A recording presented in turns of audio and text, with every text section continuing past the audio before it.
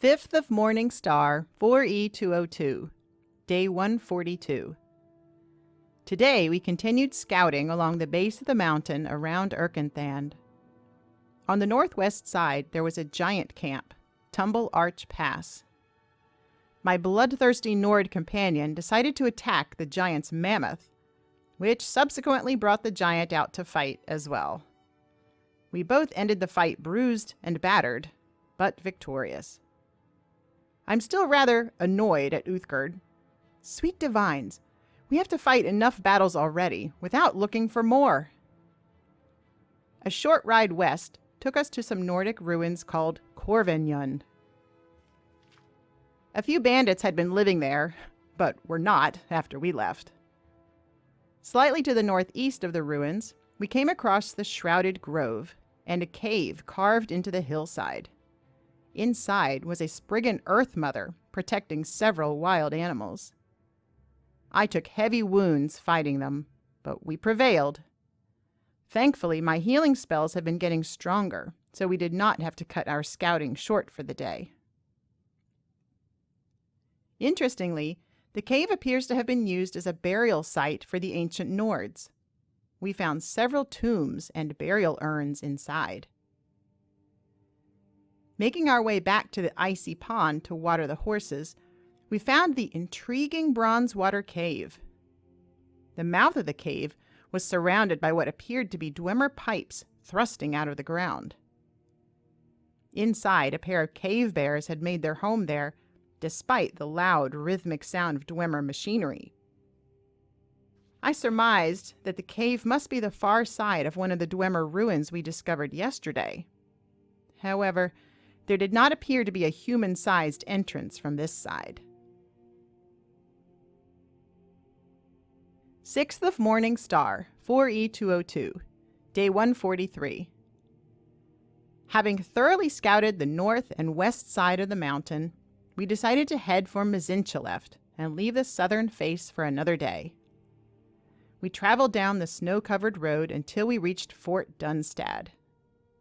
There we were greeted by yet another troop of bandits.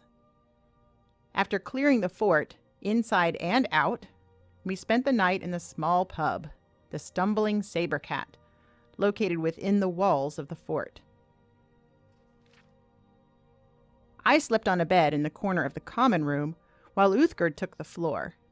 Neither of us wanted to be in the basement, where we'd found the unfortunate barkeep, Beral Sendu, murdered in his own bed. 7th of Morning Star, 4E202, Day 144. In the morning, we continued along the road towards the spot Mjol had marked on my map. We took one quick detour down a path just east of the road to clear Fort Fellhammer of its bandits. Then another detour just west of the road to find the Hall of the Vigilance in a burning ruin. From the bodies we found inside, it appeared to have been attacked by vampires. We found no survivors.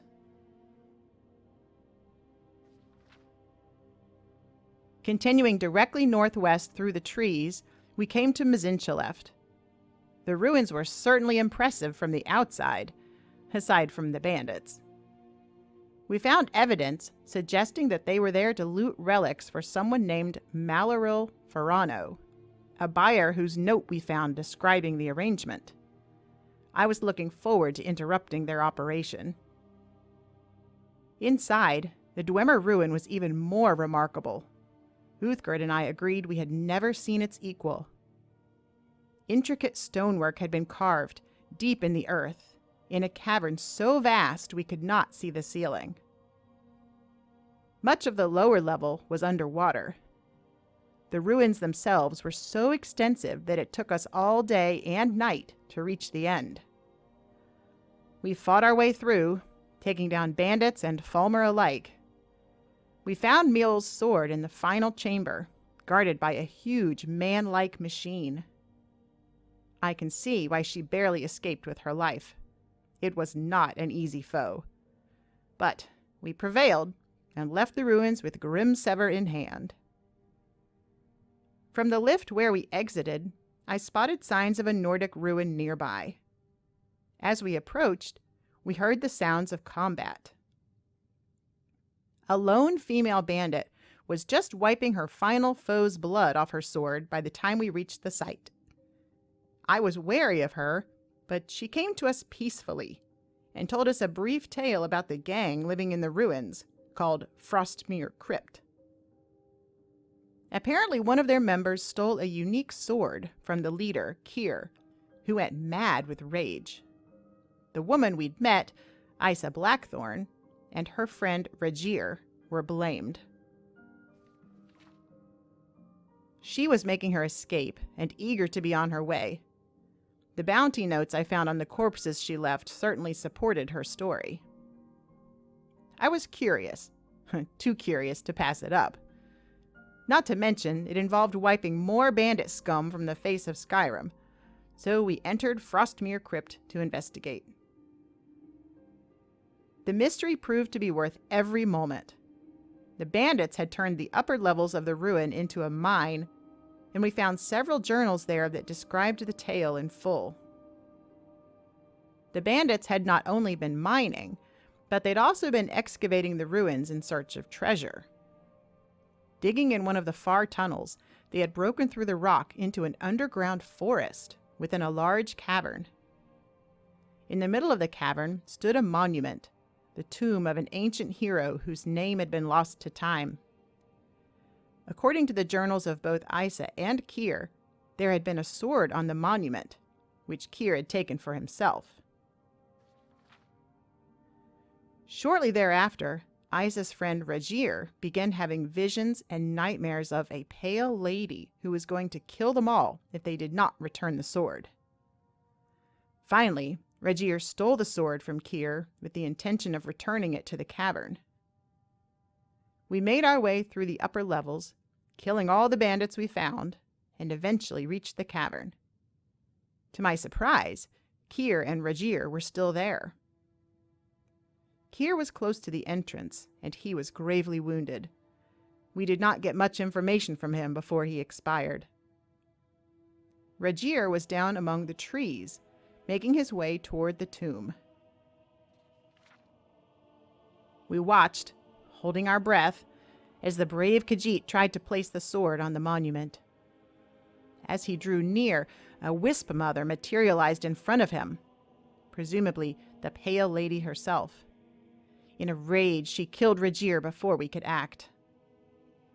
Wanting to right the situation ourselves, we raced down to collect the sword and place it back in its resting place. The pale lady did not appreciate our help, and we were forced to slay her. Once she'd been banished, we carefully laid the sword back where it belonged. Even up close, I could not find any markings to indicate who was buried there, but clearly they should be left to rest in peace. As we made our way around the cavern exploring, I heard the faint, familiar sound of chanting. It was thus no surprise when we came to a rune wall. But why was it there? The cavern held no answers for me, and fortunately, we were able to skirt wide of the wall and exit the ruins. 8th of Morning Star, 4E202, Day 145. With Grimsever in hand, and the pale blade back in its proper resting place, we decided to head for Dawnstar to rest and resupply. No sooner had we set foot in the inn before our next mission was upon us. The people of Dawnstar were being plagued with nightmares. Arender, a priest of Mara we met at the inn, begged for our help in stopping the dreams. Although it was late afternoon already, and we were weary, I could not refuse to help. We followed Arender to the nearby Nightcaller Temple, wherein lay an artifact of the Daedric Lord Vermina that was responsible for the nightmares. The details of the entire affair are hazy to me, but somehow I know two things. First, we were successful and the nightmares have ceased, and second, Arender is not quite what he seems. I feel in my heart that his intentions are good, and he seems quite a devoted priest of Mara, But there is something more, and I cannot remember. Uthgerd is no help, as she remained outside the temple to guard against interruptions. I only have vague impressions of the time I spent inside. It feels like the distant memory of a dream. I hope Arender did not cast some strange spell upon me.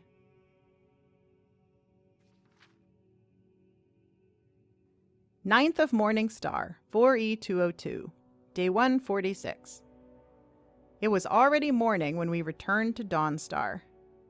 Despite our exhaustion, we visited the 2 local shops and the traveling Khajiit caravan to sell our extra supplies. While walking through town, I met the leader of this region, Jarl Skald the Elder. He is not the friendliest sort, and he is very clearly Ulfric Stormcloak's man. Despite these facts, I agreed to help him by killing a giant just south of town. The giant had taken over Red Road Pass and had been preying on travelers headed to Dawnstar. When we arrived there, a group of bandits was already engaged in battle with the giant and its mammoth.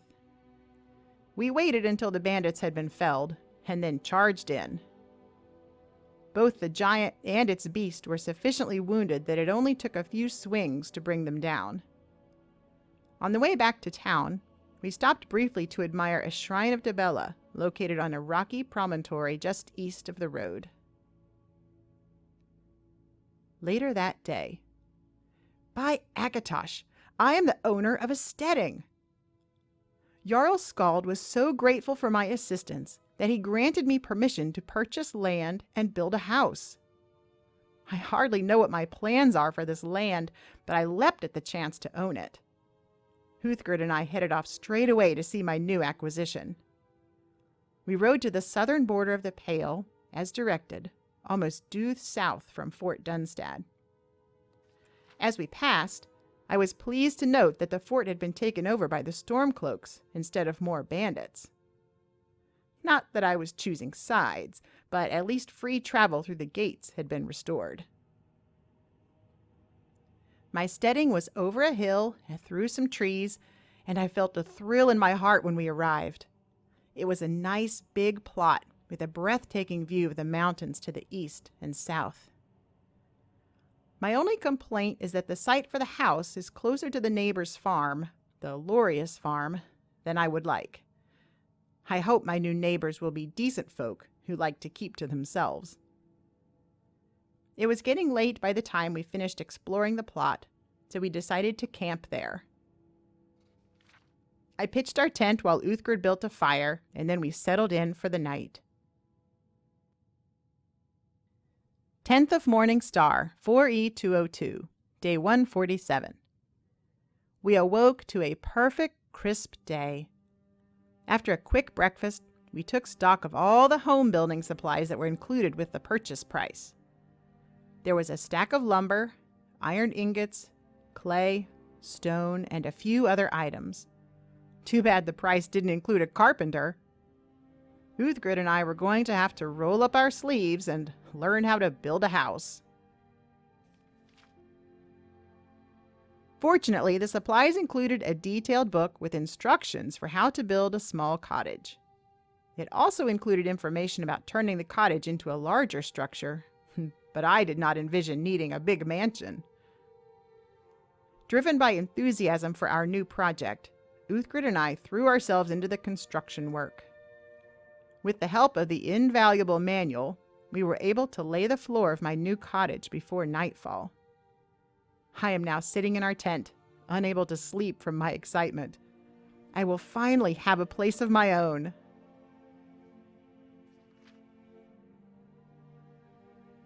Eleventh of Morning Star, 4E202, Day 148. We woke to a light snow, which fell all throughout the day. Construction today was significantly more challenging than yesterday, and not just because it was brutally cold. It took us all morning to figure out how to place one of the wall supports and secure it firmly in a perfect vertical. We were slightly faster on the second, but 2 supports was all we managed by the end of the day. I felt a bit discouraged, but mostly just exhausted and sore by the time we called an end. At least I should sleep soundly tonight. 12th of Morning Star, 4E202, day 149. It was warmer today, but not by much. We placed 2 more supports by mid-afternoon, and the work was laborious and slow. I am being very particular about their placement. I figure that if the supports are weak or wobbly, then it won't matter how well we build the rest of the house. We spent some time before dinner riding out in search of fresh water. As we circled the steading, it became quite clear why Skald was so eager to sell it to me. I am sandwiched right between 2 giant camps, Blizzard Rest and Stonehill Bluff, and there's no source of water nearby. The Jarl must have laughed himself silly with my 5,000 gold septums after we left the Longhouse. Uthgerd, in her typical hell-bent fashion, rode too close to the creatures at both camps. We ended up having to battle multiple giants and a mammoth before everything settled down. Thank goodness my skill has been increasing in restoration magic. Skyrim giants are nothing to laugh about. We had to ride all the way to the White River to fill our water skins. The trip back was faster since we took the road rather than ride cross-country. As we passed the Lorius farm, we met a strange fellow stranded on the road. He was dressed in the most unusual clothes I have ever seen, almost as if he was trying to be ridiculous on purpose. He claimed to be transporting his mother's remains to a new crypt when the wheel on his wagon broke. He begged me to ask Mr. Lorius to help him fix it. I agreed, thinking it would be a good way to introduce myself to my new neighbors. But things did not go quite as I'd hoped. Curwe Lorius, the good woman of the house, was open and friendly, but her husband, Vantus, was irritable and seemed quite put out that I was asking for his help. It took some persuading to get Vantus to help the poor man, who seemed more insane by the moment. My new neighbor did seem to feel the prick of his conscience in the end, as he finally agreed to help fix the wagon. I am not sure it was the most auspicious of beginnings for a neighborly friendship. Hopefully, Curwe and Vantus will be pleasant neighbors upon further acquaintance. Thank the divines that the Jester, as Vantus named him, isn't my neighbor instead. He truly seemed to be quite mad. 13th of Morning Star, 4E202, day 150. 2 more supports are up. I'm feeling more confident that we can actually do this. I wasn't so sure after that first day of struggling. To top off the day, Lola came trotting into our camp about lunchtime. She'd disappeared a few days ago, and I thought I'd lost her for good. She seems happy and healthy, which is a relief. I sure wish she could talk. I'd love to know where she'd been for all those days.